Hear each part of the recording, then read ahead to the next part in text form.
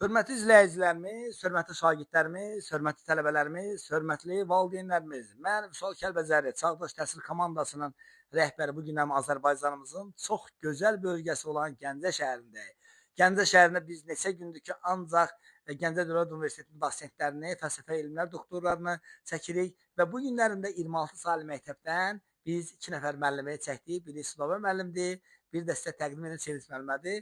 Bir daha sizi xoş gördük müəllimə. Sağ olun. Təşəkkür edirəm, minnətdaram. Adınız, Sağ soyadınız? Məmmədova Sevinç Telman qızı. Çox gözəl. Neçə ildir təhsil sahəsində çalışırsınız? Mən 33 ildir. 33 ildir təhsil sahəsində çalışıram və demək olar ki, hər il gözəl siniflərim olub, sinif rəhbəri olmuşam. İşimi, şagirdlərimi çox istəyirəm.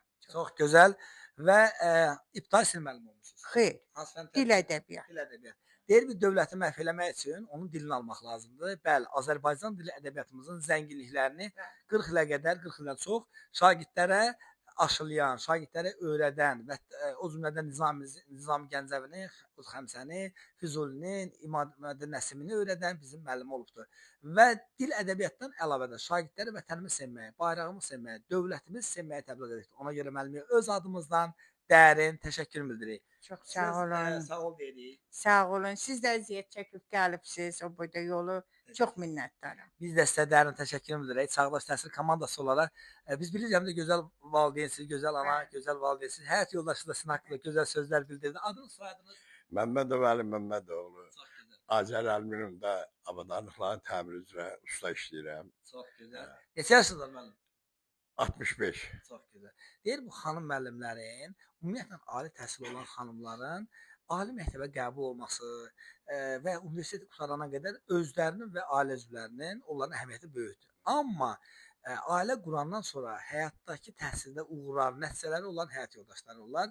Biz də bilirik ki, siz hər zaman təhsildə onun arxasında durmusunuz, yanında olmusunuz.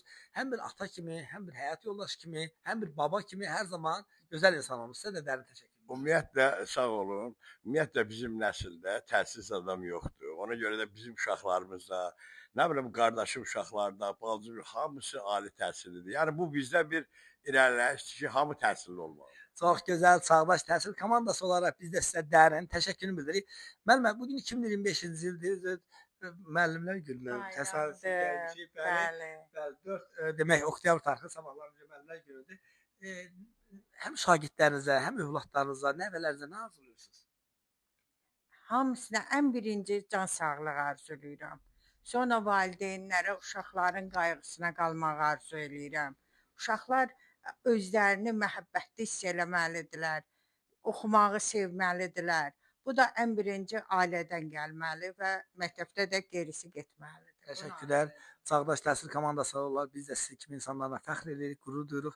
O gün olsun ki, inşallah sizin balalarınız da, nəvələriniz də sizin kimi vətənimizin dəyərli vətəndaşı olsunlar. Bəli, hörmətli izləyicilərimiz, Çağdaş Təhsil komandası olaraq biz müəlliməyə ancaq uzun ömür, can sağlığı arzu edirik. Arzu edirik ki, inşallah 70 yaş, 75, 80, 90 yaş olsun, gələk gözəl çəkiliş eləyək. Təşəkkür Sağ edirəm. olun.